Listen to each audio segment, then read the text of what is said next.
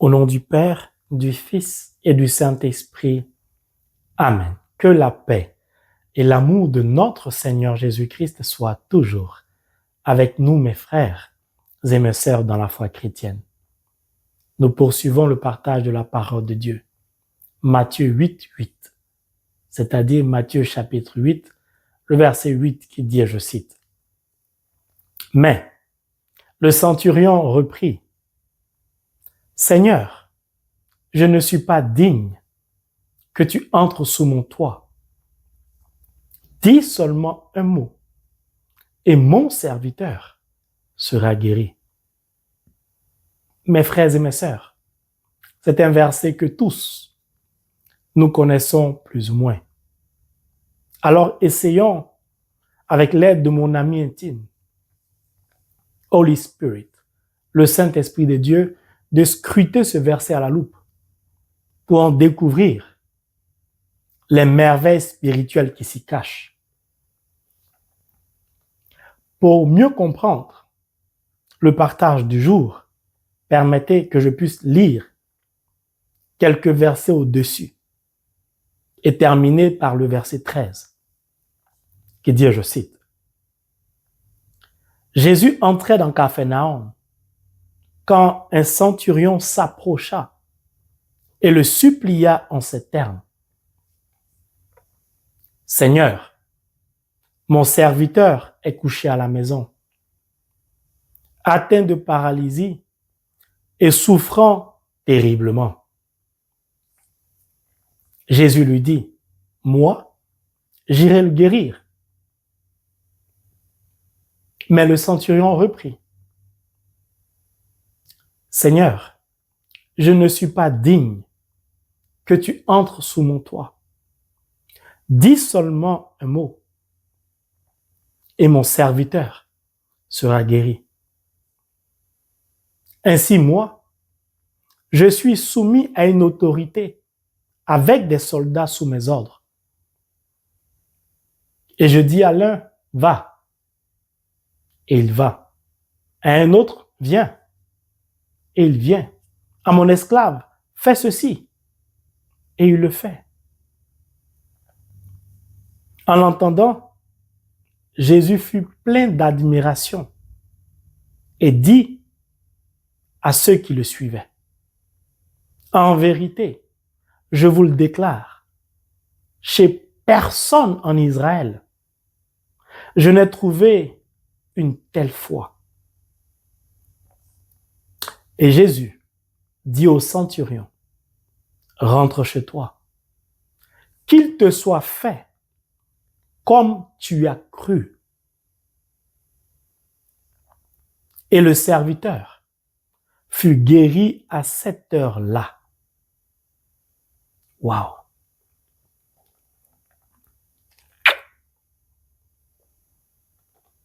J'aime la parole de Dieu. Mon frère, ma sœur, parfois, nous rencontrons des versets dans la parole de Dieu. Lorsque nous la parcourons, qui font frémir notre âme au-dedans de nous. Les quelques versets que je viens de lire plongent mon cœur dans une allégresse mariale, une joie divine. Tant ces versets sont d'une profondeur spirituelle inimaginable. Ces quelques versets nous montrent à quel point l'amour de Dieu pour nous est infini. Ces quelques versets reflètent l'amour incommensurable du Père en la personne de Jésus-Christ pour nous, ses enfants, mieux pour toutes ses créatures. C'est pourquoi pour moi, Holy Bible, the Word of God, la parole de Dieu est le trésor inestimable, inégalable, que Dieu nous a donné en la personne de Jésus, le Verbe qui s'est fait chair. C'est pourquoi je souffre, tout comme le Christ, de voir bon nombre de chrétiens, de ne pas courir pour exploiter le trésor inestimable que le Père nous a laissé. Et malheureusement, à court, après des biens matériels, que sont l'or, le diamant, etc., qui ne valent même pas le 1/1000 de ces trésors qu'est la parole de Dieu. C'est le plus beau bien, le plus beau trésor, le plus bel héritage que Dieu, en la personne de Jésus, nous a laissé. Quand vous comprenez cela, vous ne regardez plus la parole de Dieu, votre Bible, de la même manière. La parole de Dieu regorge de trésors spirituels. Ces trésors qui nous donnent accès dans la paix aux biens matériels qui émanent de Dieu, que sont l'or, l'argent, le cuivre, le diamant, les pierres précieuses, etc. Sans jalousie aucune, en vue du partage dans la communauté, dans l'humanité. C'est pourquoi chaque fois que je lis la parole de Dieu, que je la mendique, que je l'observe, que je l'écoute, ma vie n'est plus la même. Mon regard n'est plus le même. Mon comportement n'est plus le même à l'égard de l'être suprême au monde, le Dieu unique, Trinité, Père, Fils et Esprit. Car aucun père dans ce monde-ci, charnel, ne peut laisser comme héritage à ses enfants des biens qui surpassent l'unique bien qu'est la parole de Dieu. Qu'en faisons-nous? À chacun de méditer là-dessus. Revenons à la parole de Dieu. Rien que de lire ces quelques versets, je suis bouleversé par l'amour de Dieu pour nous. Un homme s'approche de Jésus-Christ et se met à le supplier.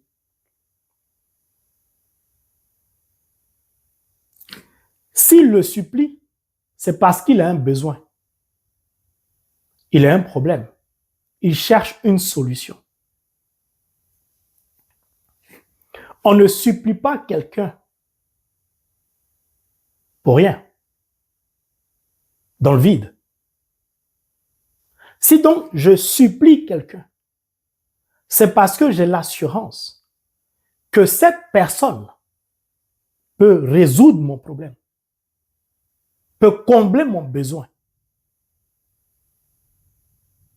C'est donc une personne qui est pour moi une lueur d'espoir.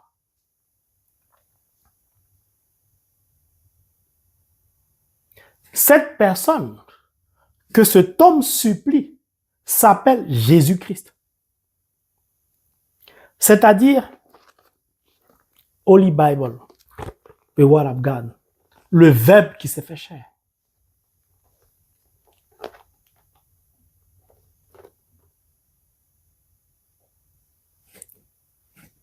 Cet homme-là le supplie pourquoi?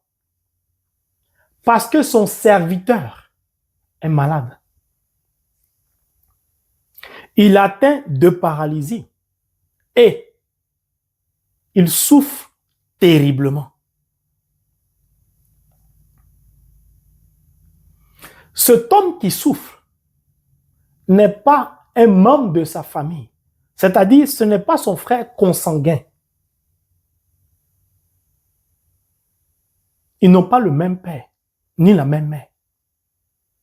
C'est son serviteur. C'est-à-dire, au regard du monde, quelqu'un qui est inférieur à lui, d'un point de vue social. C'est le rang social de la personne, de son serviteur inférieur à lui, à cet homme-là.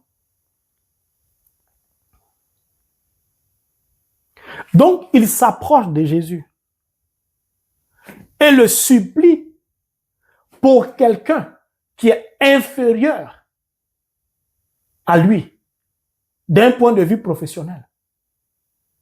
Il supplie le Christ pour son serviteur. Ça veut dire la souffrance de ce serviteur,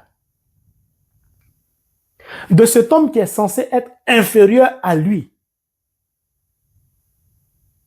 la paralysie de ce serviteur, sa souffrance extrême n'a pas laissé cet homme-là indifférent. Il a donc laissé son serviteur à la maison, ses activités, son travail, pour courir afin de s'approcher, afin de parvenir au devant de Jésus. Ça veut dire quoi? Que la souffrance de son serviteur a atteint son cœur, a tellement atteint son cœur qu'il n'a plus la paix. Il n'en dort plus. La souffrance terrible de son serviteur le perturbe profondément. J'extrapole, j'allonge. La souffrance de son serviteur est devenue sa souffrance à lui.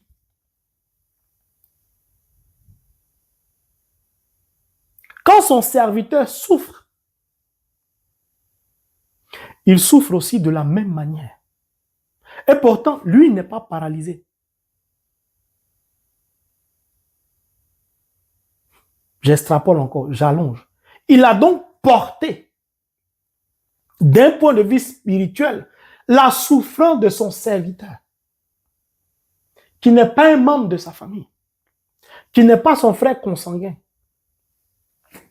Cela témoigne de l'amour de cet homme pour son serviteur.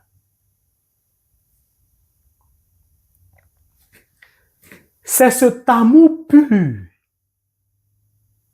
qui ne souffre d'aucune obscurité, qui lui a donné la force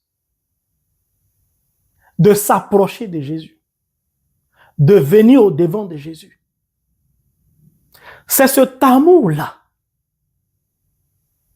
qui lui a permis de laisser son serviteur à la maison, de parcourir des kilomètres pour aller à la recherche d'une solution pour son serviteur. Et pour lui, la solution n'est nullement ailleurs, si ce n'est auprès de Jésus, du Verbe qui s'est fait chair. Quel amour! Quel amour! Donc, le fondement, la base de sa supplication, c'est l'amour.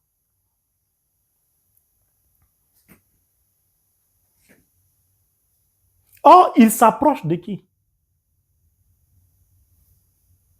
De Jésus, qui est l'image visible de l'amour de Dieu invisible. Il s'approche de qui? Il s'approche donc de l'essence de l'amour. Jean 10, 30. Moi et mon Père, nous sommes un, a dit le Christ. Or, Dieu est l'essence de l'amour.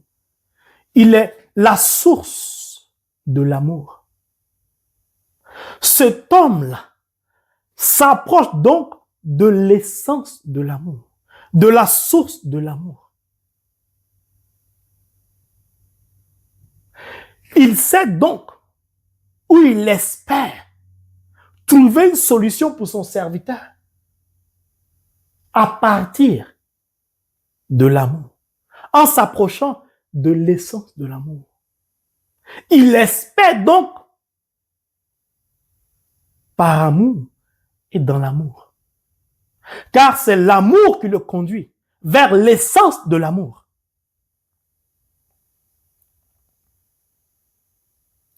Et il se met à supplier l'amour. Or, quand nous parlons d'amour, nous parlons de quel organe de l'être humain? Du cœur.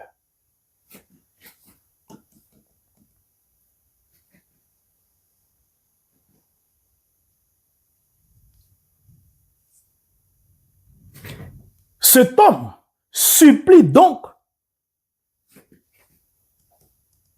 le cœur de Dieu, le cœur sacré du Christ. Cet homme s'approche du cœur de Dieu pour parler au cœur de Dieu.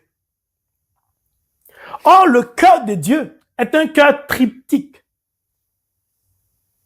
Amour, miséricorde, compassion.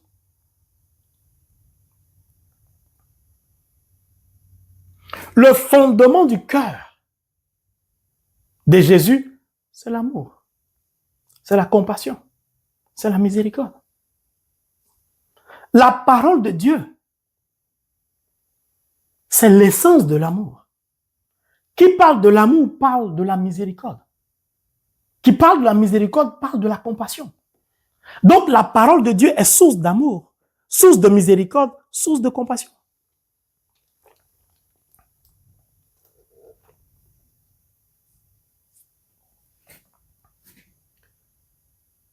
Nous voulons savoir, au regard de ces quelques versets, comment parvenir à la guérison totale. Lorsque cet homme s'approche de Jésus et commence à le supplier au regard de tout ce que je viens d'expliquer,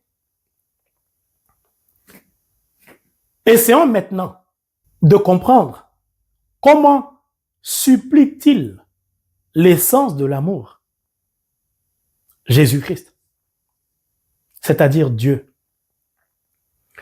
Comment va-t-il s'y prendre pour parvenir, à partir de sa supplication, à toucher le cœur de l'amour, le cœur triptyque de Dieu? Amour, miséricorde, compassion. Je rappelle que cet homme est un païen. Jésus entrait dans Capharnaüm quand un centurion s'approcha et le supplia. C'est un centurion, ce n'est pas un juif. Si vous lisez Actes chapitre 10, verset 28, vous allez entendre de la bouche de Pierre. Nous savons que les juifs ne se mélangent pas aux étrangers. Puis, le même Pierre va dire, au verset 34, je sais que Dieu ne fait point acception de personne. Donc, cet homme, qui est considéré comme un païen par les Juifs, comme un étranger, qui est censé ne jamais s'approcher d'un juif a osé, je dis bien il a osé se lever, partir de chez lui pour venir au devant d'un juif qui s'appelle Jésus.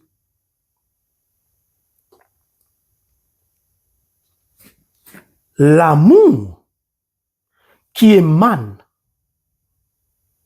du cœur de ce monsieur lui donne la force d'oser, de franchir les barrières infranchissables. Car cet homme se sentirait convaincu que l'amour peut tout. C'est un païen.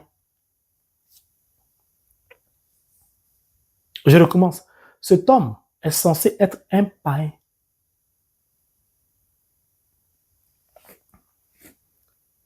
Si je supplie quelqu'un, ça veut dire que je reconnais que cette personne, au regard de ma situation, est supérieure à moi, puisque j'attends quelque chose de cette personne. Descendons encore en profondeur dans sa supplication.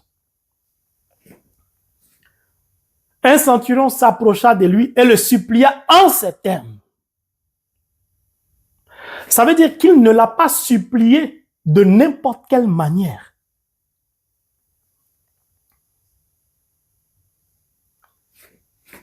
Tout part de l'amour qu'il a pour son prochain. C'est un païen. Il pouvait se dire, oh, c'est mon serviteur, j'en ai beaucoup, mettez-le de côté, tuez-le, bon, laissez-le mourir, déposez-le à l'hôpital, je ne sais pas, prenez quelqu'un d'autre me servir. Non. Non. Cet homme n'accepte pas cela. Pourquoi? Parce que son cœur est pris d'amour pour son semblable. L'amour qu'il a pour son prochain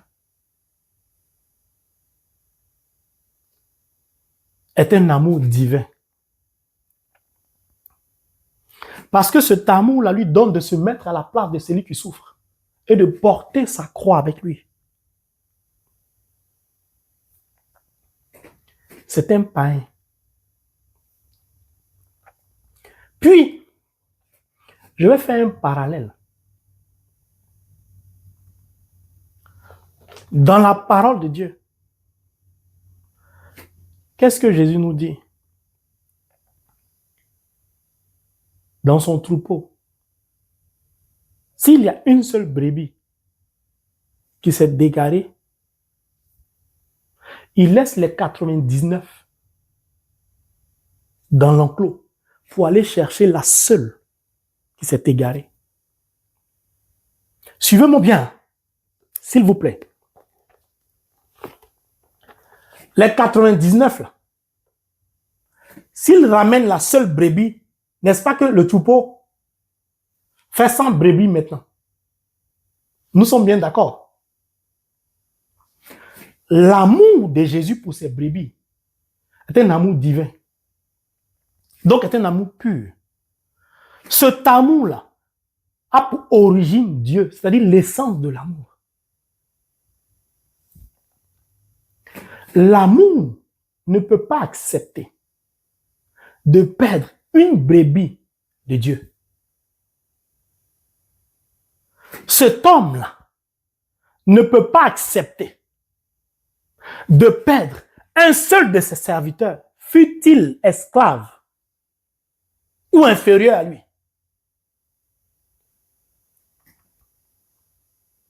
Donc cet homme part à la recherche de la guérison de son seul serviteur malade, parce qu'il désire que le seul serviteur malade retrouve la plénitude de sa santé comme les autres. Pour cela, il part de sa maison, il laisse les autres. Tout le monde à la maison, lui seul, le chef, il part à la recherche. Vous voyez le parallèle? Avançons. Donc le suppliant en ces termes, on ne supplie pas de n'importe quelle manière.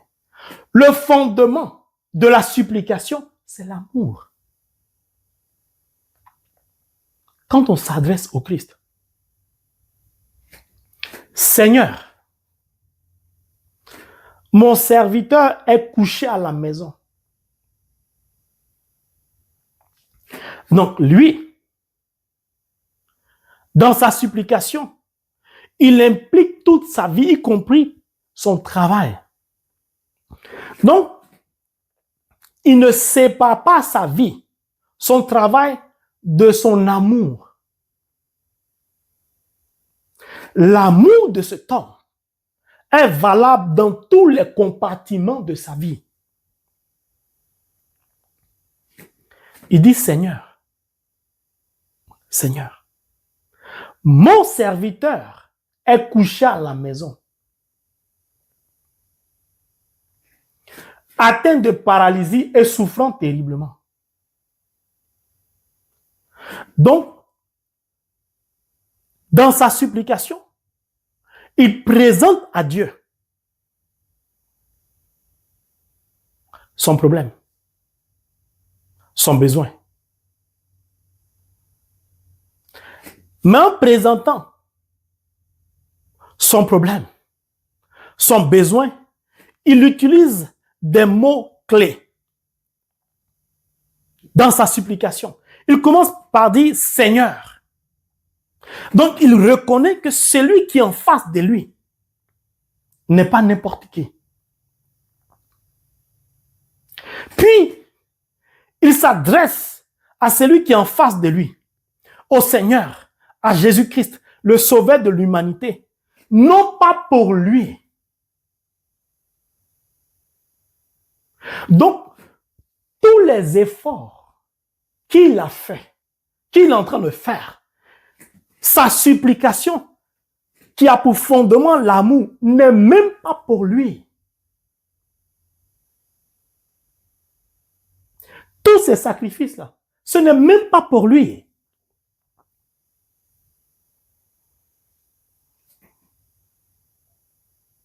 Parce que l'amour vrai, l'amour pur, ne pense jamais à soi d'abord, pense toujours à l'autre. C'est un païen.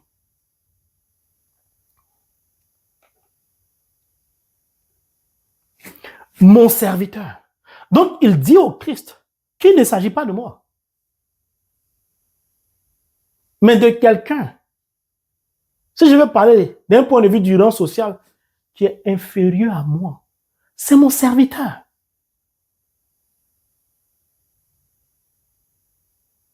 Il est malade. Il souffre. Il est couché chez moi. Ça ne va pas. Il souffre terriblement.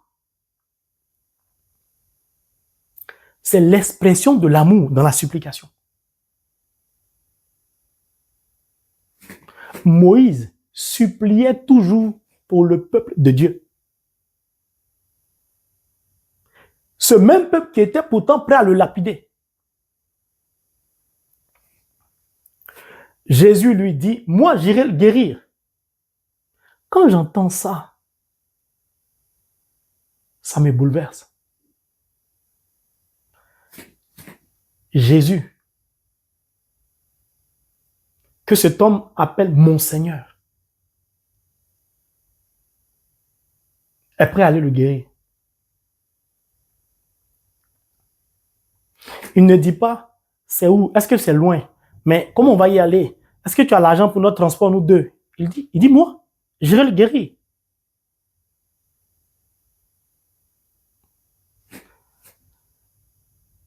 Écoutez la réponse du centurion. Mais, conjonction de coordination qui marque une opposition. Donc déjà, le mais indique que cet homme, que ce centurion n'est pas d'accord, n'accepte pas la proposition du Christ. N'accepte pas le désir du Christ de vouloir se déplacer. On pourrait dire que cet homme est orgueilleux. Mais non, ça n'a rien à voir avec l'orgueil. lui, il n'est pas d'accord. C'est quand même son Seigneur. C'est un païen.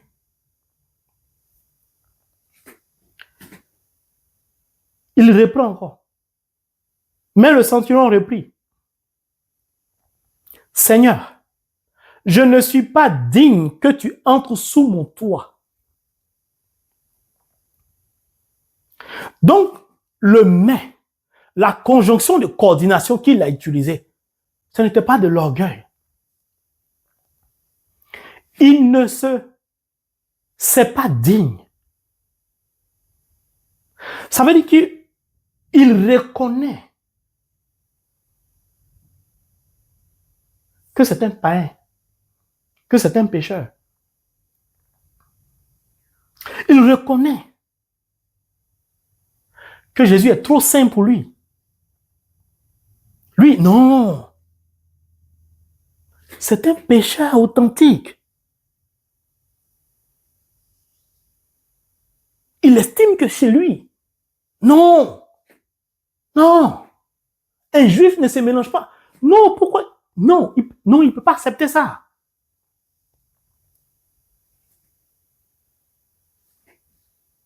Quelle humilité. Quelle humilité. Lui ne se sent pas digne. Et en plus, il ne se sait pas digne. Pour lui, il ne mérite même pas que le Christ fasse un mouvement pour lui, se déplace pour lui. Qui suis-je, moi, pécheur, pour que toi, l'être suprême au monde, tu te déplaces pour moi? Non, c'est moi qui dois me déplacer pour venir au devant de toi. Quelle humilité. Quelle humilité. Seigneur, je ne suis pas digne que tu entres sous mon toit. Dis seulement un mot et mon serviteur sera guéri. Alors je comprends pourquoi il l'appelle tout le temps Seigneur. Dis seulement un mot et mon serviteur sera guéri. Il dit clairement au Seigneur, à Jésus-Christ, à Dieu, que lui, il a la crainte de Dieu, de Jésus-Christ. Il a tellement la crainte qu'il ne mérite pas que le Christ se déplace. Tellement il reconnaît que c'est un pécheur, humilité. Mais qu'il sait, qu'il croit en une seule chose.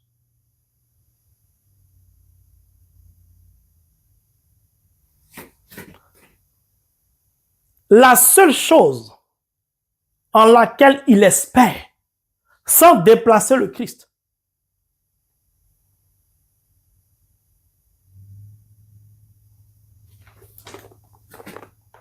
c'est la parole de Dieu. Il dit au Seigneur, dis seulement un mot. C'est-à-dire, il faut parler. Dis seulement quelque chose. Cet homme-là reconnaît l'autorité de la parole de Dieu, la puissance de la parole de Dieu.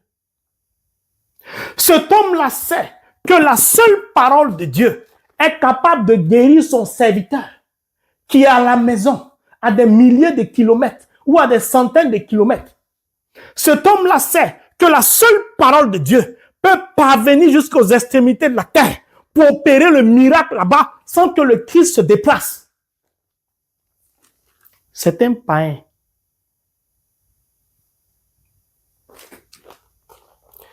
Il a foi en la parole de Dieu.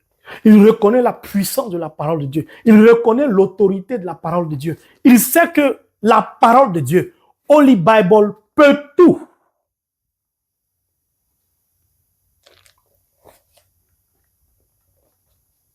C'est un païen.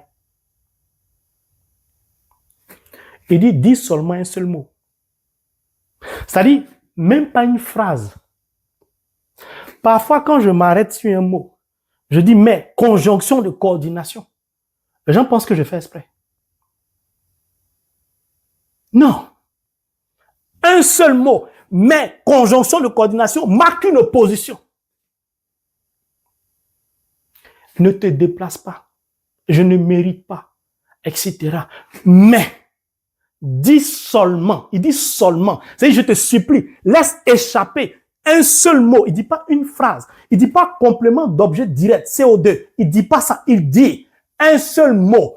Dis un seul mot. Peu importe le mot, pourvu que ça vienne de toi, mon serviteur sera guéri. Il ne dit pas, dis un seul mot, on va voir. On va expérimenter. Prouve-moi que tu es Dieu. Il dit, il faut dire seulement un seul mot. Et mon serviteur sera guéri. Donc sa supplication est une supplication de foi, avec conviction, sans aucune hésitation. Il n'y a pas de doute. Il a la crainte de celui qui est en face de lui. Il reconnaît qu'il est Seigneur. Puis la base de sa supplication, la base de son mouvement, la base de son déplacement, ce qu'il a emmené à partir de chez lui, c'est l'amour. Puis il est humble. Il se reconnaît pécheur. Il touche ainsi le cœur triptyque de Dieu.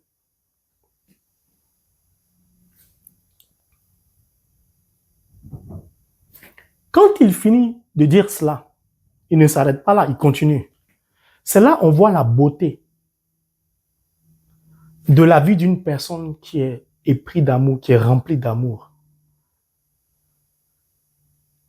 Je vois là Marie-Madeleine, qui a été délivrée de la plénitude des démons, qui abandonne tout, son être en premier pour suivre le Christ, sans aucune hésitation. Écoutez bien, la vie spirituelle ne se vit pas seulement à l'église ou chez soi. La vie spirituelle se vit dans tous les compartiments de notre vie. À tous les niveaux, nous devons manifester l'amour de Dieu. Écoutez la suite. Il dit, ainsi moi, je suis soumis à une autorité avec des soldats sous mes ordres. Donc, lui, le centurion,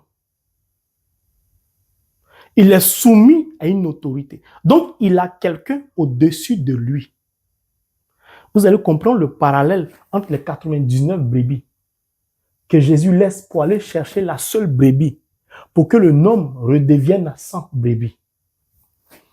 Il dit, lui, le centurion, c'est-à-dire, un centurion, c'est un officier à l'armée romaine qui a 100 hommes sous son commandement à lui. C'est-à-dire, il commande 100 personnes. C'est pourquoi on dit 100. Centurion. Il dit que lui, là, c'est un officier. Donc, c'est un chef. Chef qui il est. Il a quelqu'un au-dessus de lui. Donc, il a un chef. De qui il répond. Donc, il est sous l'autorité d'un supérieur. Prenons par exemple d'un colonel, d'un commandant de brigade, je ne sais pas, d'un lieutenant, je ne sais pas, mais il est un supérieur. Donc, il dit, ainsi moi, je suis soumis à une autorité. Mais avec des soldats sous mes ordres. Donc, lui aussi, c'est un chef. Il a autorité sur d'autres personnes. Sur 100 personnes. Il a autorité sur des soldats. Regardez le parallèle. Il s'adresse à qui? À Jésus. Jésus a une autorité, en guillemets. C'est qui? C'est son Père. Regardez le langage du monde et le langage spirituel. Regardez comment, à partir du langage du monde, à partir de la vie terrestre, cet homme-là, ce centurion, parvient, par la puissance de l'Esprit Saint, à transformer le langage du monde dans sa supplication en un langage spirituel. Mais il ne fait pas ça pour dire à Jésus que c'est un chef. Il a commencé quelque part. Depuis chez lui, il est parti sur la base de l'amour. Donc, son raisonnement, son comportement part de quelque part pour aller à un point Z. C'est-à-dire, il y a une lecture claire dans ce qu'il fait. Il n'y a pas d'ambiguïté dans son comportement, dans son caractère, dans son attitude. Tout est clair. Même ses paroles sont claires d'un point de vue spirituel comme physique. Mais si on se presse des livres pour comprendre tout de suite charnellement, on peut y voir de l'orgueil, par exemple. Oh, lui, là, il bavard trop, il détaille tout. Non. Non, attention. Ainsi, moi, je suis soumis à une autorité. Donc, Dieu est au-dessus du Christ. Christ répond, en guillemets, à l'autorité de Dieu, son Père. C'est-à-dire, Christ accomplit toujours la volonté de Dieu. Il cherche toujours à plaire à son Père. Donc, il dit à Dieu, regarde, de la manière dont, spirituellement parlant, il y a une hiérarchie, c'est comme ça sur la terre ici, là. Moi, je suis dans cette hiérarchie. De la manière dont tu es soumis à une autorité supérieure qui est Dieu ton Père, moi aussi, je suis soumis à une autre autorité qui est au-dessus de moi. Puis, toi, le Christ, la Bible dit que les anges sont à ton service. Donc, tu as autorité sur les anges, etc. Lui aussi dit à Dieu, j'ai autorité sur des soldats qui travaillent pour moi aussi. Où est le parallèle qu'il fait?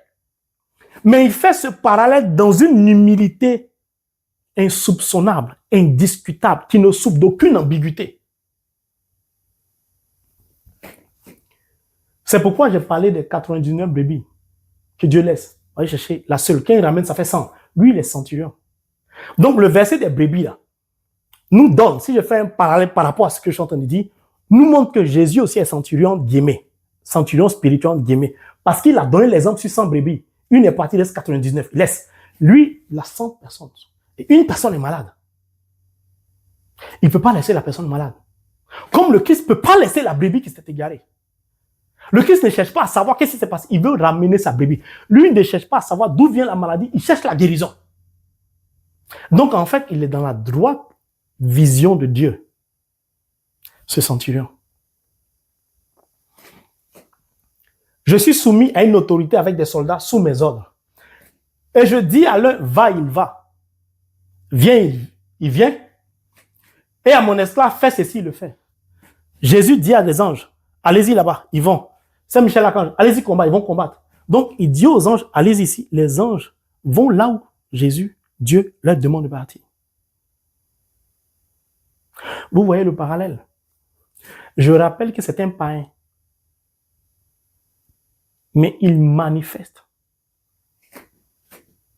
au travers de sa supplication et même dans son comportement la plénitude de la parole de Dieu. Et il touche à l'essence de la parole de Dieu, c'est-à-dire l'amour, la miséricorde, la compassion. Donc, c'est cet homme-là qui s'est approché de Jésus. C'est cet homme-là qui est en train de supplier Jésus. C'est cette autorité.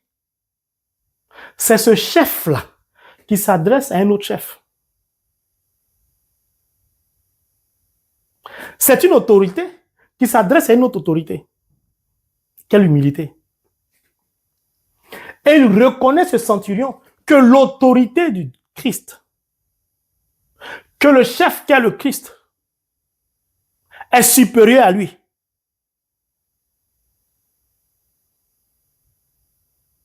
Il reconnaît le Christ comme un roi. Or, un roi a pouvoir de vie et de mort.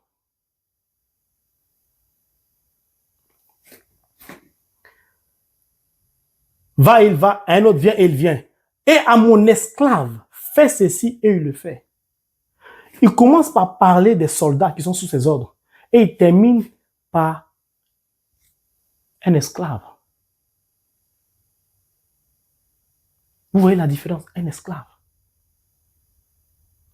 Un esclave, le maître peut le fouetter.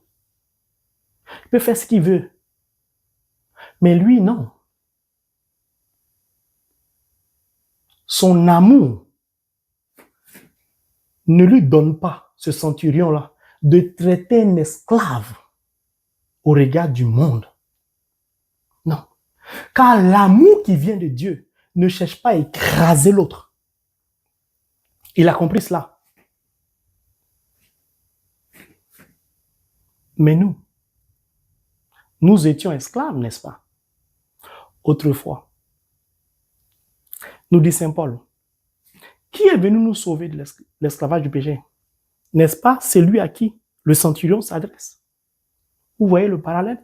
Je suis un amoureux fou de la parole. J'ai dit, descendons en eau profonde. Allons-y. À mon esclave, fais ceci et le fait. En l'entendant, Jésus fut plein d'admiration. Ok. Donc, ce centurion-là, ce chef, cet officier, au regard de tout ce que je viens de décrire, lui dit à Jésus, dis seulement un mot. Donc, il croit en l'autorité de la parole de Dieu, en l'autorité de Jésus-Christ de Nazareth, qui peut accomplir ce que lui, son autorité, sa parole qui émane de son autorité, ne pourra jamais accomplir. Donc, il reconnaît que son autorité est limitée, que sa parole est limitée, que son pouvoir est limité. C'est un païen.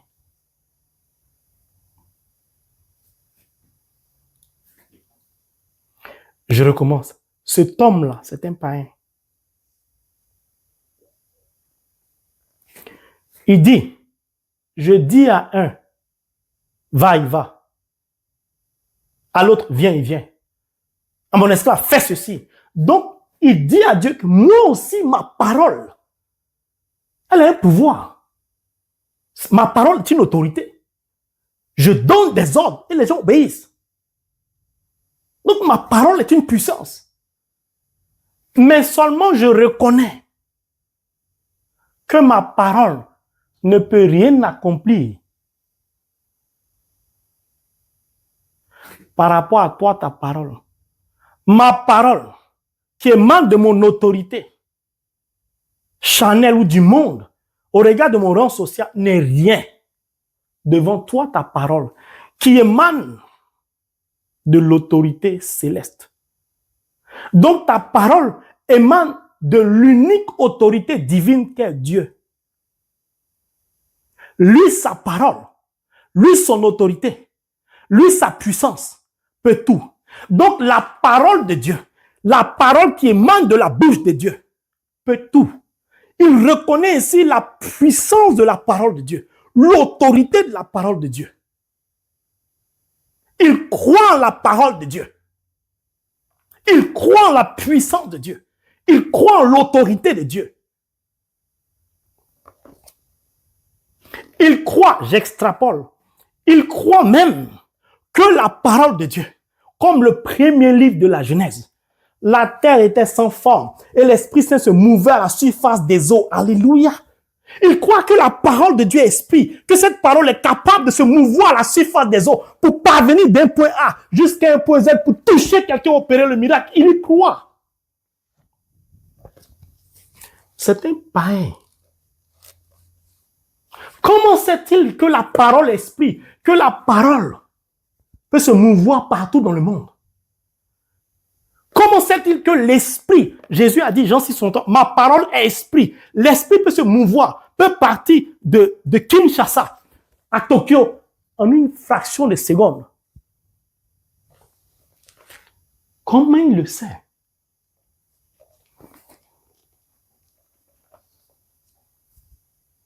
Et il ne se contente pas de savoir, il met cela en pratique. Donc l'amour parle à l'amour en utilisant le langage de l'amour, dans une attitude réclamée par l'amour, avec une humilité que l'amour exige, avec une crainte que l'amour nous présente comme chemin emprunté, ça ne peut pas laisser l'amour indifférent. Jamais. Donc, il décrit tout cela parce qu'il veut nous emmener à comprendre qu'il fait un parallèle. Mais dans son parallèle, ce n'est pas pour se comparer à Jésus, mais c'est pour montrer à Jésus qu'il reconnaît qu'il est petit, en dépit du parallélisme. Ah, Seigneur, merci pour ce trésor inestimable. Donc, il dit à Jésus de dire un mot. Donc, il prépare son oreille à écouter la parole de Dieu parce qu'il y croit. Jésus aussi est en train de l'écouter. Quand il a fini de dire cela, Jésus va lui répondre en disant, en l'entendant, Jésus fut plein d'admiration et dit à ceux qui le suivaient, en vérité, je vous le déclare, chez personne en Israël, je n'ai trouvé une telle foi. C'est lui qui est en train de parler, c'est le Christ. C'est Jésus, le sauveur de l'humanité. Il dit, en Israël, au moment où ça se passait, il n'a trouvé chez personne une telle foi. Donc, Jésus-Christ confirme le caractère unique, ou du moins, je vais faire simple. Jésus confirme ici, où c'est l'illustration d'une foi exceptionnelle de ce centurion.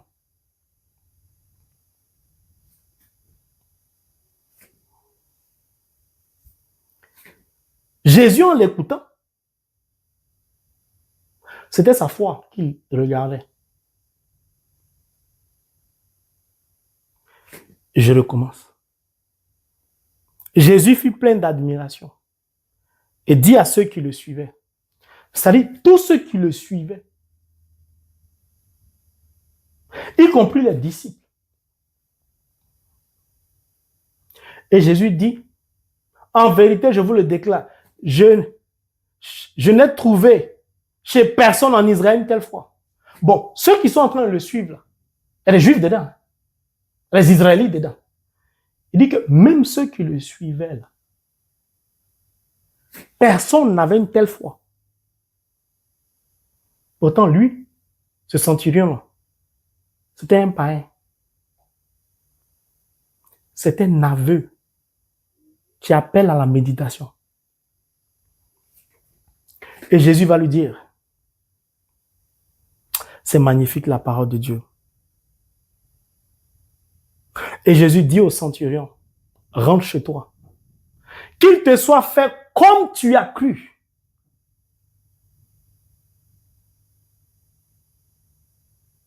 Et le serviteur fut guéri à cette heure-là. Bon. Donc, lui, il attendait que Jésus dise un mot. Jésus ne lui dit pas, ton serviteur est guéri. Il ne lui dit pas ça. Jésus ne lui dit pas, va, je vais guérir ton serviteur. Il ne lui dit pas ça. J'ai dit, méditons bien la parole de Dieu. Rentre chez toi. Qu'il te soit fait comme tu as cru.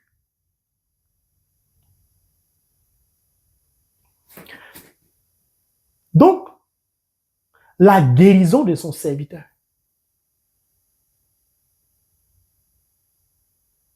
le serviteur du centurion était lié à la foi du centurion. Qu'il te soit fait comme toi tu as cru. Ça veut dire quoi? La guérison est à la portée de tous les enfants de Dieu. La guérison est à la portée de toute créature de Dieu. Qu'il te soit fait comme tu as cru est une révélation divine pour moi. Qu'il te soit fait comme toi tu as cru. Ça veut dire que la guérison était déjà là.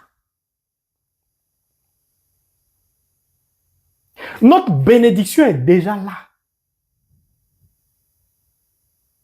Pour l'obtenir, pour la voir devenir réalité dans notre vie, nous devons croire. Il dit comme tu as cru. Donc c'est ta foi qui a déclenché le processus du miracle dans la vie de ton serviteur. Ce n'est pas moi, Jésus. Pourquoi? Parce que moi, à l'origine, je vous ai déjà donné la guérison. Je t'ai déjà donné un travail. L'enfant, je te l'ai déjà donné. Les jumeaux, les triples, tu les as déjà. Ton âme sœur, c'est un acquis.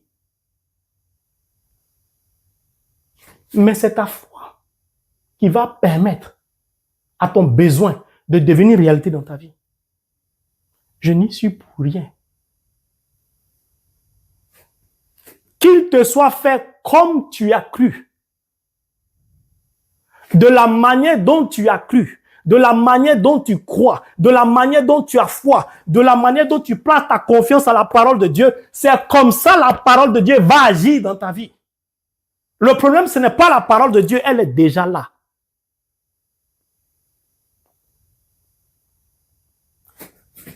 Mais c'est ton degré de foi. Le niveau de consécration de ta vie qui va permettre à la parole d'accomplir ce pourquoi elle existe. La parole n'attend que ça. C'est qu'on lui donne l'opportunité, en guillemets spirituelle, d'agir, d'exprimer l'amour de Dieu.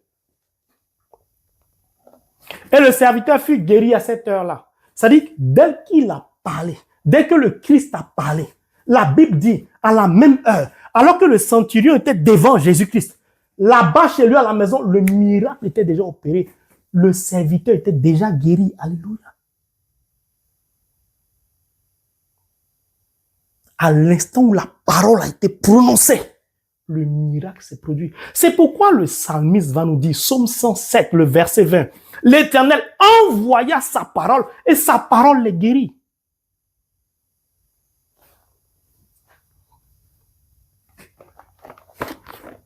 Ma parole esprit. Je peux donc envoyer la parole. Au Gabon, elle va guérir. Je peux envoyer la parole à Bassam, elle va guérir. Je peux envoyer la parole en Casamance, elle va rétablir la paix, etc. Pourquoi?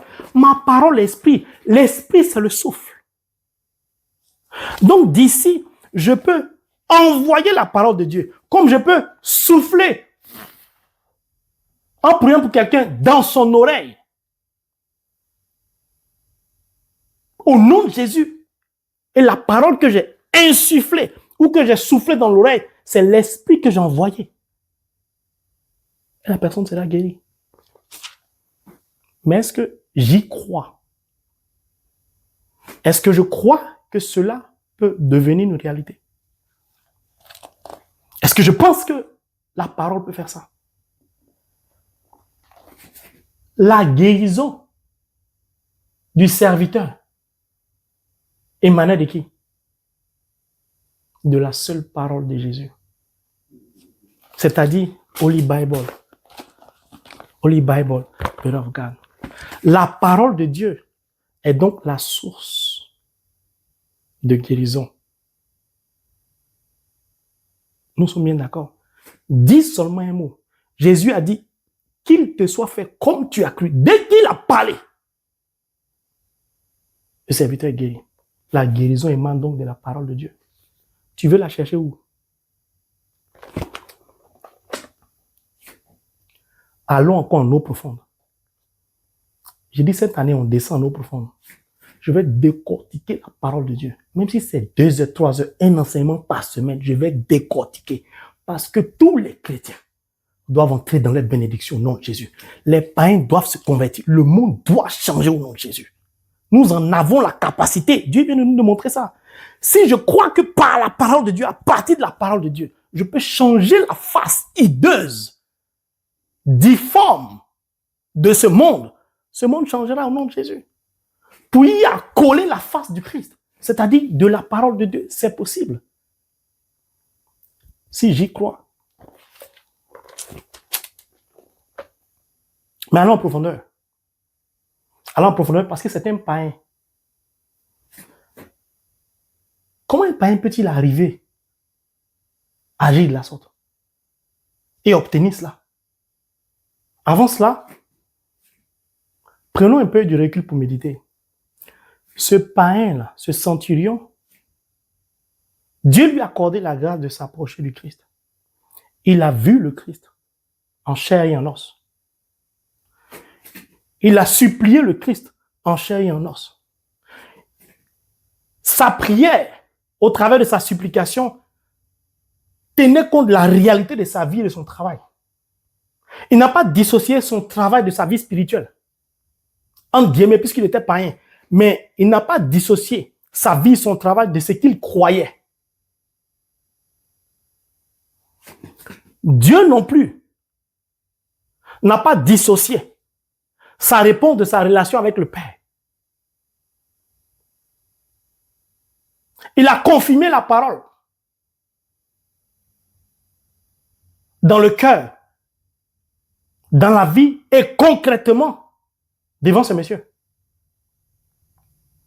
Parce que le dernier verset nous dit clairement, et le serviteur fut guéri à cette heure-là. À cette heure où le Christ a parlé, à cette heure où le Christ a confirmé sa parole. Mais le dernier chapitre de Marc nous dit quoi? Le Seigneur confirmait toujours sa parole par des signes. Quand le Seigneur parle, il y a toujours des signes, il y a toujours d'accomplissement, il y a toujours miracle.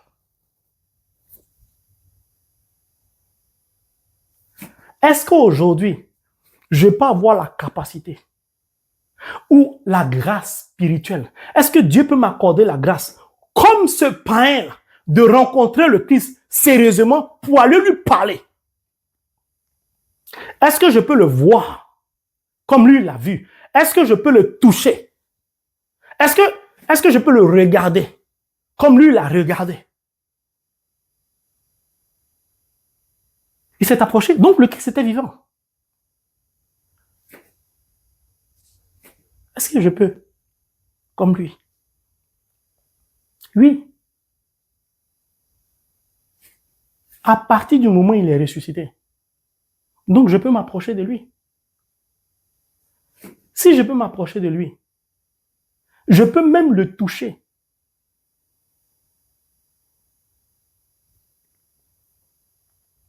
J'ai dit, je peux faire un pot à pot avec le Christ. Je peux toucher son corps. Je peux donc l'attraper. Je peux donc le serrer. Je peux même aller loin. Vous me direz comment? Eh bien, c'est là que je vais en venir. Allons seulement en eau profonde. Cet homme, la centurion, n'est-ce pas un païen?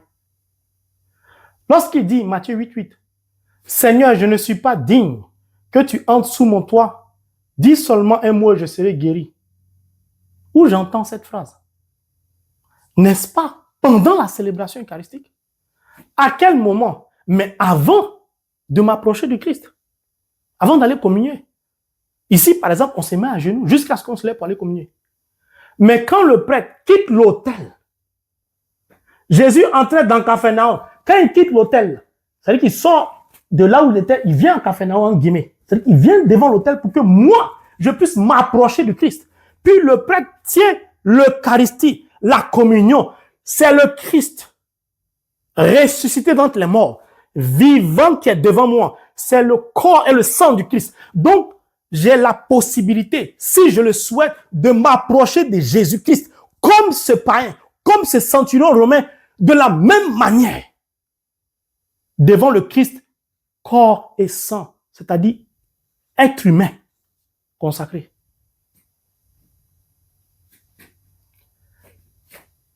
Cette supplication du païen se trouve dans l'église, lors de la célébration eucharistique. Ce païen-là, de par sa foi, est rentré à jamais dans la célébration eucharistique. C'est un païen.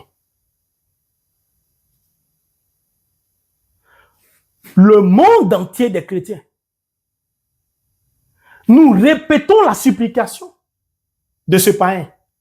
Seigneur, Lord, I'm not worthy that you under my roof, but only say, Lord, my soul shall be healed. Seigneur, je ne suis pas digne de te recevoir, mais dis seulement une parole, je serai guéri.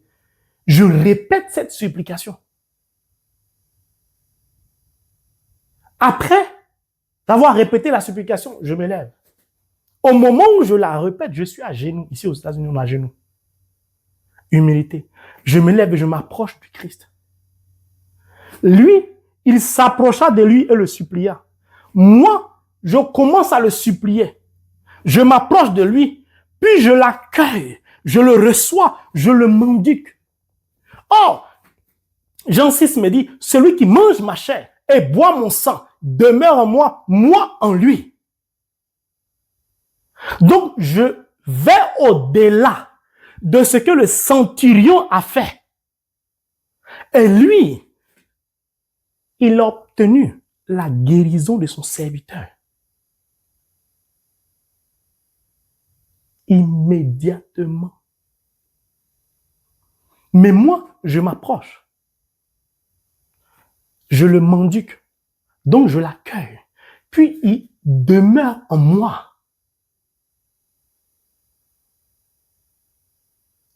Je le touche. Je le vis. Je le sens. Il est vivant en moi. Lui ne se sentait pas digne. Mais moi, il vient se faire vivant en moi. Waouh!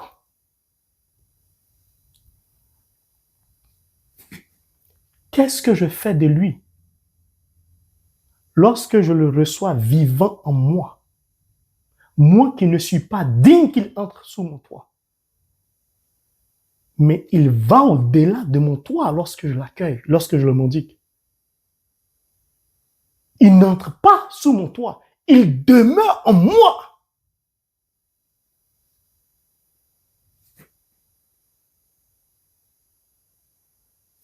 Pourquoi? Je le supplie. Je n'ai pas de réponse. Pourquoi je l'implore? Je n'ai pas de réponse. Pourquoi après 5 ans, 10 ans, 30 ans, ma vie est la même?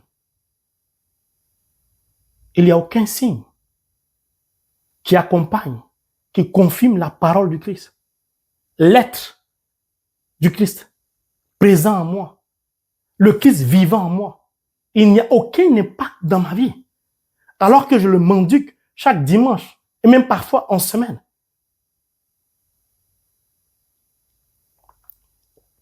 Il y a un problème. Je n'ai pas la réponse.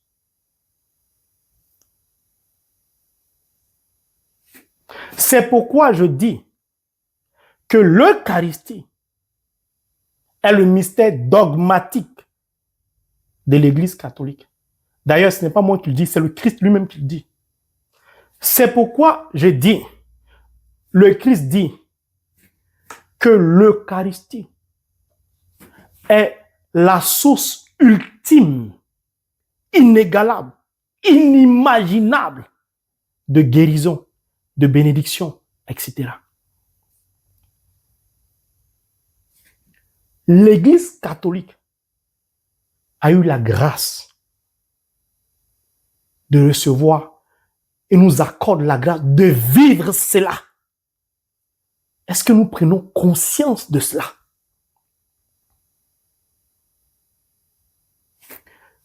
L'Eucharistie est la source ultime, est le paroxysme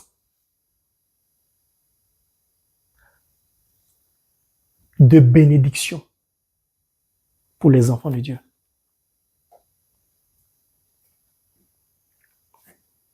Si donc je communie, je mendique, le Christ vit en moi, il est présent en moi, il demeure en moi, ou du moins, si j'accepte de le laisser vivre en moi, tel que je l'ai accueilli, en m'approchant de lui, tel qu'il a accepté de se donner à moi. Parce que le Saint-Sacrement, c'est l'Eucharistie, mais je suis devant. Je ne peux pas toucher sa chair puisque c'est fermé. Mais l'Eucharistie, la communion, pendant la célébration eucharistique, je peux la toucher. Ma langue touche, ou mes doigts. Puis, j'accepte de l'accueillir vivant en moi. là où le Christ vit, est-ce qu'il y a la mort? Que chacun médite. Mais on y va encore en profondeur. Parce que comme je le disais tout à l'heure, ce qui m'intrigue, cet homme est un païen. Prenons alors Éphésiens 2, du verset 7 au verset 10.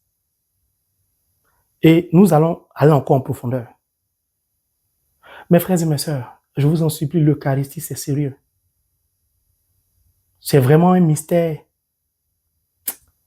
Dieu nous aime. Dieu nous aime. Vraiment, méditons là-dessus en profondeur. Méditons là-dessus.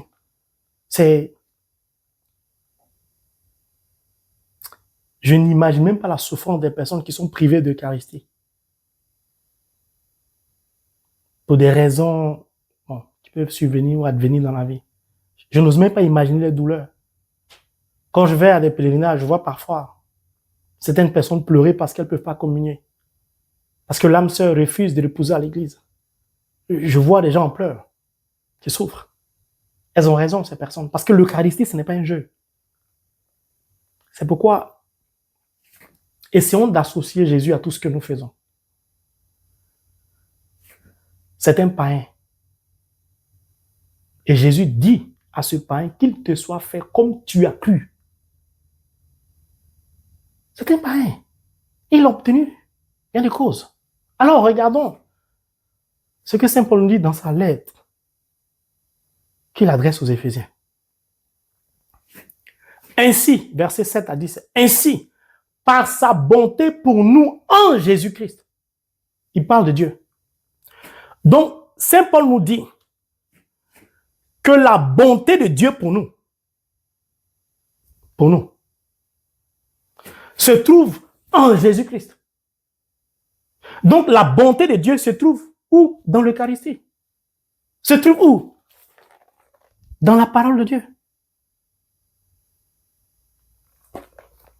Il a voulu montrer dans les siècles à venir l'incomparable richesse de sa grâce. Donc, l'incomparable, on ne peut pas comparer. Souvenez-vous de mon introduction. J'ai dit le trésor inestimable que l'or ne peut pas dépasser, que le diamant ne peut pas dépasser. C'est la parole de Dieu. Saint Paul dit, il a voulu montrer dans les siècles à venir l'incomparable richesse. Donc, la richesse de Dieu, la bonté de Dieu, l'amour de Dieu, la miséricorde de Dieu, la compassion de Dieu, tout cela, rien ne peut l'égaler. Mieux, rien ne peut l'égaler. Et elle se trouve en Jésus. Qui est Jésus? Le Verbe qui s'est fait chair, donc dans la parole. Donc la parole de Dieu est la source de la bonté de Dieu, de l'amour de Dieu, de la miséricorde de Dieu, de la compassion de Dieu. Tout cela, on ne peut pas comparer à quelque chose d'autre. Ce n'est pas possible. L'incomparable richesse de sa grâce. Donc la grâce de Dieu émane de la parole de Dieu. Cette grâce-là, on ne peut pas la comparer à quelque chose d'autre. Cette grâce-là, elle se trouve uniquement dans la parole de Dieu, c'est-à-dire en Jésus. Mais le centurion, il était devant qui? Jésus.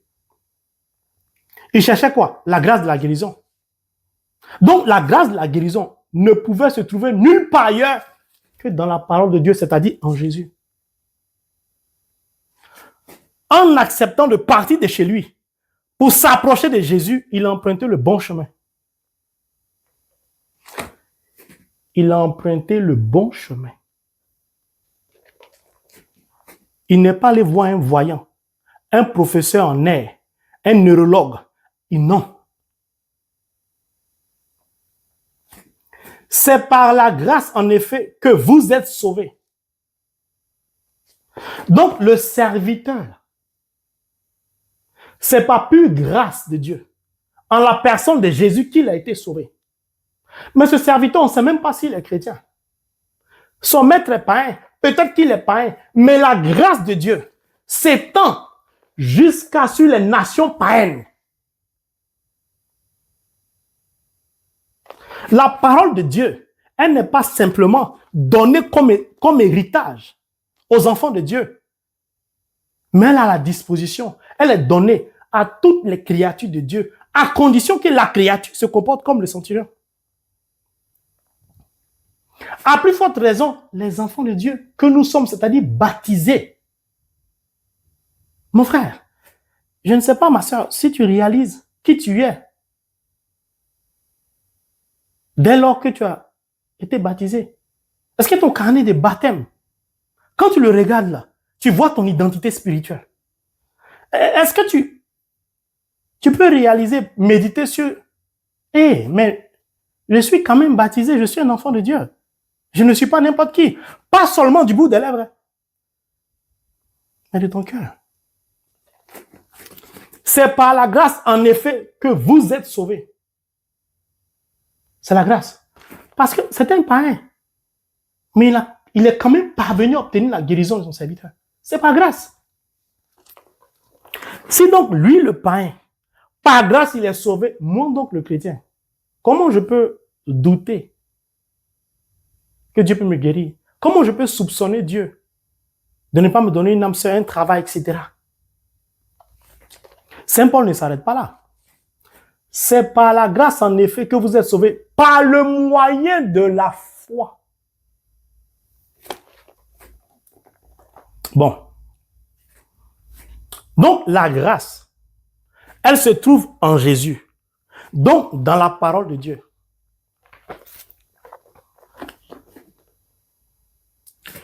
Frange Marie de Dieu est le symbole de la souffrance de beaucoup de chrétiens. Maladie, chômage, célibat, etc. Dieu me dit par la bouche de Saint Paul que Frange Marie de Dieu, la grâce du mariage que tu cherches là, ça y est ici, en Jésus, dans la parole.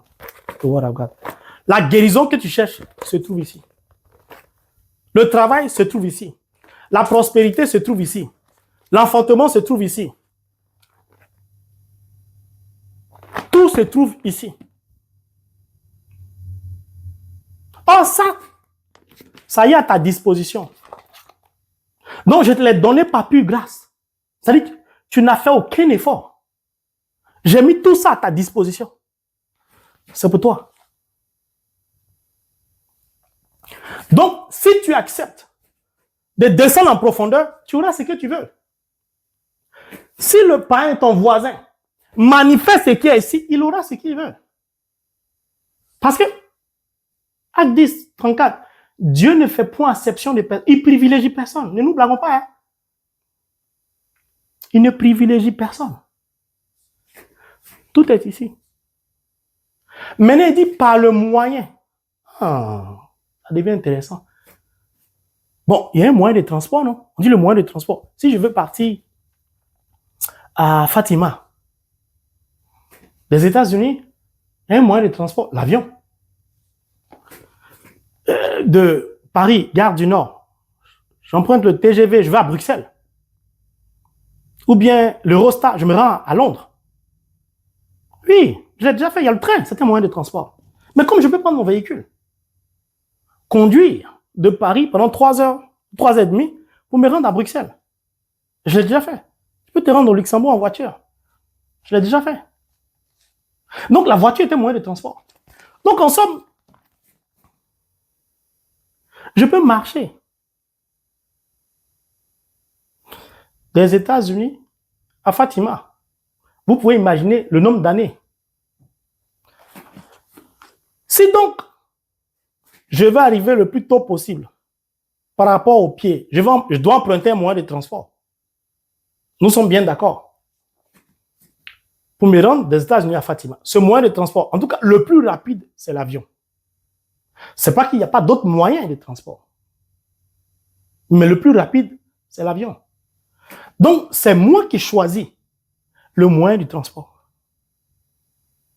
Je veux me rendre de Lomé à Sokodé ou de Sokodé à Kara. Il y a des cars. Mais je peux emprunter un véhicule personnel. Je peux faire une location. Alors, je peux quitter Fribourg pour aller à Francfort. Il y a le train, il y a la voiture, il y a l'avion. Donc, c'est moi qui fais le choix de choisir un car qui va me transporter d'Abidjan à Yamoussoukro. C'est mon choix. Ce n'est pas le choix de Dieu, c'est mon choix. Puis je peux décider de prendre ou d'opter pour un jet privé, c'est mon choix. De prendre un car luxueux, c'est mon choix.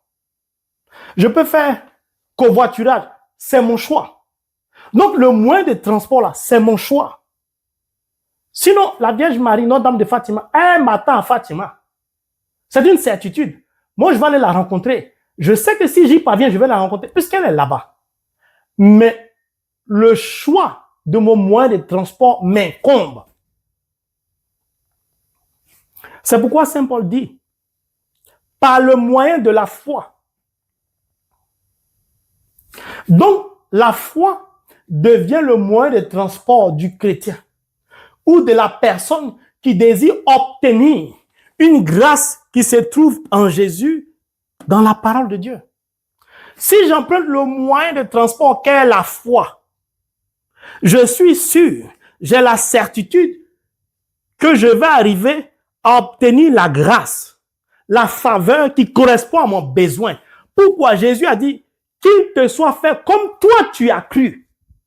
Or, Saint Paul dit c'est par le moyen de la foi. Donc, lui, il a cru, il a emprunté son moyen de transport de la foi. Il est parvenu à Jésus et il a pris la grâce de la guérison pour son serviteur. C'est un païen. Mais on continue, ce n'est pas fini. Par le moyen de la foi. Vous n'y êtes pour rien. C'est le don de Dieu. Ah, si c'est ici le don de Dieu. C'est un don de Dieu. Nous y sommes pour rien. Matthieu ne peut pas se vanter de ce qu'il a écrit. C'est Jésus qui lui a permis d'écrire ça. Saint Paul ne peut pas se vanter. C'est Dieu qui l'a élevé dans les cieux des cieux pour voir ce qu'il a vu. Ce qu'il a reçu, c'est Jésus qui lui a donné. C'est pas don. Vous n'y êtes pour rien, c'est le don de Dieu. C'est un don. Dieu nous a fait offrande. C'est cadeau. C'est tout. Mais c'est ta foi qui va te permettre de comprendre et d'accepter que la parole de Dieu, là, c'est un don de Dieu. Que tout s'y trouve, c'est ta foi. Dieu n'y est pour rien. Si tu ne t'attaches pas à la parole de Dieu, il ne va rien faire avec toi. Il faut avoir tous les dons spirituels du monde. Il faut avoir été choisi par Dieu. Si tu ne fais rien avec sa parole, il ne fera rien avec toi. Et tu ne verras rien. Vous n'y êtes pour rien, c'est le don de Dieu. Cela ne vient pas des œuvres, afin que nul n'en tire orgueil. Tes œuvres ne sont pas à l'origine des grâces qui te sont réservées ici. Donc, arrête de dire je jeûne, je prie, je vois rien. L'autre, il jeûne pas, il prie pas, il voit. Ses affaires marchent. Arrête de dire ça. Saint Paul dit, cela ne vient pas des œuvres, afin que nul n'en tire orgueil. Saint Paul ne peut pas dire, comme il récitait les psaumes par cœur à 8 ans, c'est pourquoi Dieu l'utilise de la sorte. Il ne peut pas dire ça. Saint Paul ne peut pas dire ça, parce que c'est sur le chemin de Damas. Il avait déjà, entre guillemets, son doctorat, il était trop intelligent, il connaissait les lois, mais c'est sur le chemin de Damas. Il a eu la vraie connaissance. Jésus-Christ lui a donné ça cadeau. C'est pas parce qu'il est parti à l'école que les grands maîtres comme Gamaliel l'ont enseigné qu'il va dire, non, ce n'est pas comme ça la vie spirituelle fonctionne. Non! C'est pourquoi souvent je parle, à cause des bouts de papier en carton, on ne peut pas respirer. Ici, dans ce pays-là, vous rentrez dans le bureau, il va afficher tous ces bouts de carton, au moins 20, du plafond jusqu'au sol, donner ainsi, tout ça, ça ne sert à rien devant la parole. C'est pas pure grâce.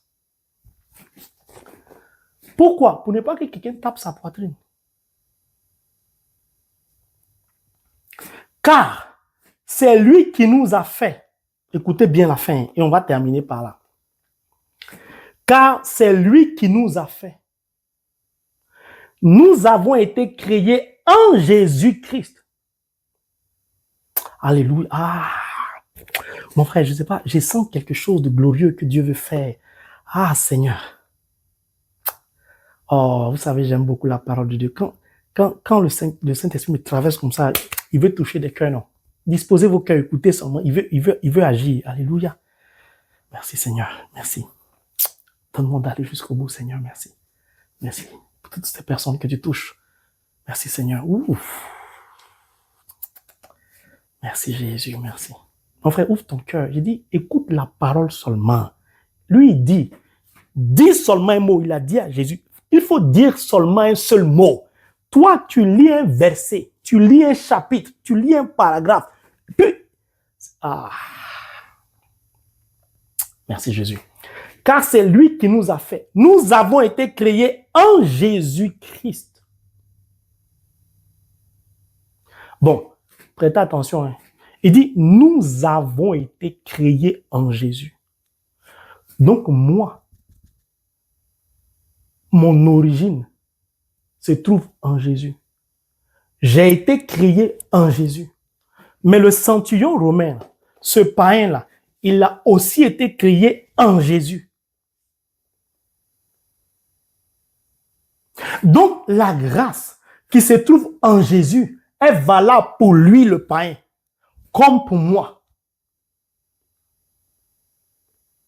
Ce qui va nous permettre d'accéder à la grâce, à la faveur de Dieu, c'est le moyen de transport. C'est la foi qui va marquer la différence entre le païen et moi.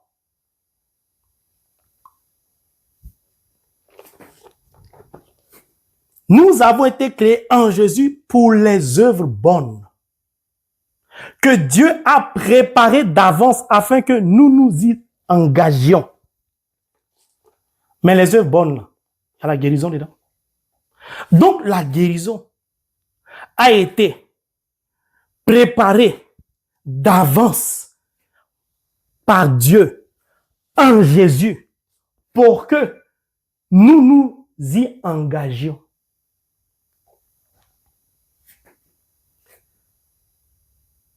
Nous avons été créés en Jésus pour les œuvres bonnes. Donc, chaque créature de Dieu a vu le jour pour une œuvre bonne. Cette œuvre-là, elle a été d'avance préparée par Dieu. Donc, je n'ai rien fait. Avant que je sois créé, l'œuvre bonne, la grâce là, les œuvres bonnes là, mes grâces étaient d'avance en Jésus. Ces œuvres-là m'attendent.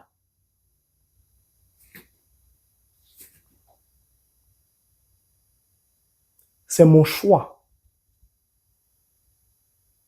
d'aller les chercher qui va faire toute la différence. Et quel est le moyen de transport que je vais vouloir emprunter? Si donc je vais chez un marabout, est-ce que là-bas, il y a des œuvres bonnes que d'avance Dieu a préparées? Si je vais chez le féticheur, chez le voyant, c'est le canari là, ce sont les pratiques, l'idolâtrie là. Est-ce que c'est là-bas que se trouvent les œuvres bonnes que Dieu a d'avance préparées? Parce que si c'est là-bas, ça veut dire que Jésus est là-bas. Or, si Jésus est là-bas, pourquoi Dieu est contre l'idolâtrie? Ça veut dire que le Christ n'y est pas. Donc, je vais chercher quelque chose. Des grâces, des œuvres qui ne sont pas bonnes, mais qui émanent de l'obscurité. Donc, j'atteste aux démons que je viens de là-bas, ce qui n'est pas vrai, puisque j'ai été créé en Jésus. Donc, j'emprunte le mauvais chemin. J'opère le mauvais choix. Puis, le pire, je mets en pratique ce que ces esprits de l'autre là, ces féticheurs marabouts, ces esprits très lugubres me demandent de faire. Je mets en pratique, hélas. Donc, je viens couper ainsi le vrai chemin qui me mène à la parole pour recevoir les œuvres bonnes. C'est pourquoi beaucoup de chrétiens, leur vie tourne en rond. Ça veut dire quoi? Le chrétien, nous avons été créés en Jésus-Christ pour les œuvres bonnes que Dieu a d'avance préparées. Qui est Jésus? Le Verbe qui s'est fait chair. Les œuvres bonnes sont où? Dans la parole. Donc moi, j'ai été créé en Jésus. Donc j'ai été créé dans la parole. C'est pourquoi Jésus dit, celui qui m'aime, il demeure dans la parole. Mes disciples sont ceux qui demeurent dans la parole. Si moi, j'ai été créé dans la parole, si je ne retourne pas à la parole, je n'aurai rien dans ma vie. Si je ne retourne pas à la parole, par le moyen de la foi, je ne peux rien obtenir du Christ. La vie spirituelle repose sur des codes du surnaturel que Dieu nous donne à partir de la parole de Dieu. Tu empruntes le chemin de l'argent, tu ne parviendras jamais à la parole. C'est par le moyen de la foi. C'est tout. Donc, si tu ne retournes pas à ton origine, à la parole, à Jésus, tu ne verras rien de glorieux.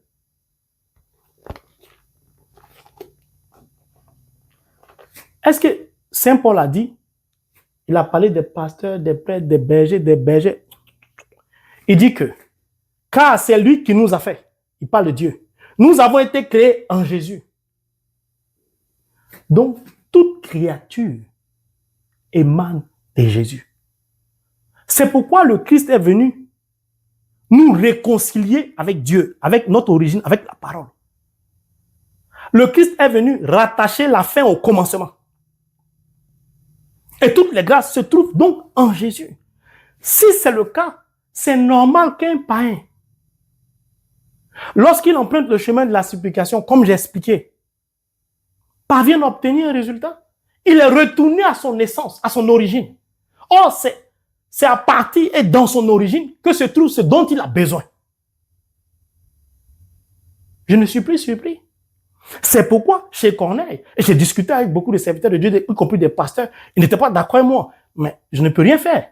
C'est une réalité biblique. La Bible dit que lorsque Pierre a commencé à exposer, à proclamer la parole de Dieu, l'Esprit est descendu sur des païens. Et Pierre a dit qu'ils ont reçu le même Esprit Saint que nous. On ne peut pas leur empêcher le baptême de l'eau. Pourquoi? Parce qu'ils ont été disposés intérieurement à écouter la parole de Dieu. Lorsque la parole de Dieu qui a commencé à être proclamée par Pierre est tombée dans leur oreille, est descendue, elle a transformé, elle les a régénérés, elle les a rétablis dans un état spirituel initial. Nous avons été créés en Jésus. Or, c'est justement en Jésus que la puissance de l'Esprit se manifeste. Ils ont commencé à parler dans d'autres langues. Pierre était surpris. Mais les disciples, ils étaient tous surpris. Mais ceux-là, ce sont les païens. Parce qu'ils n'ont pas compris que dans la vie spirituelle, ce n'est pas une question de barrière, ce n'est pas une question de coutume. Non, ça repose sur les codes du surnaturel, sur des fondements divins. C'est fini. À partir de ce moment, toute créature de Dieu qui respecte les codes du surnaturel, mais peut entrer dans des grâces abondantes. C'est tout. Mon frère, ma soeur, c'est cet enseignement que j'ai voulu partager. Que chacun médite, qu'il te soit fait comme tu as cru. Quand je vais à la messe, je m'approche de Jésus comme le centurion romain. Mais je vais au-delà. Je ne le supplie pas seulement, je l'accueille. Qu'est-ce qui change dans ma vie? Ou qu'est-ce qui a changé dans ma vie? Puis, je dois retourner à mon origine, c'est-à-dire en Jésus. En Jésus uniquement, la créature peut s'épanouir, peut réussir. Il n'y a pas de limite. Que dans ta famille, l'idolâtrie ait prononcé une malédiction, que personne ne se marie, ça concerne l'idolâtrie. C'est leur problème. Pourquoi? Parce que je n'ai pas été créé à partir de ces mauvais esprits lugubres. J'ai été créé en Jésus. Si j'emprunte le moyen de transport qu'est la foi, leur parole, ça ne sert à rien. Leur autorité, ça ne vaut rien, ça ne vient de nulle part. Mais l'autorité qui émane de Jésus, c'est l'autorité qui émane de Dieu. Or, qui est Dieu? Celui qui a créé l'univers visible et invisible, qui a permis à mon ami Agou, proverbe de dire, mais je suis stupide. Mais quel est l'architecte de l'œuvre de la création? D'ailleurs, est-ce qu'il est un enfant? Qui est monté et descendu? Il ne comprend pas, il ne peut pas comprendre. Alors retourne à la parole baptisée, je t'en supplie. Reviens à ton essence, c'est-à-dire à Christ. Et tout ce qui était impossible dans ta vie deviendra possible au nom de Jésus.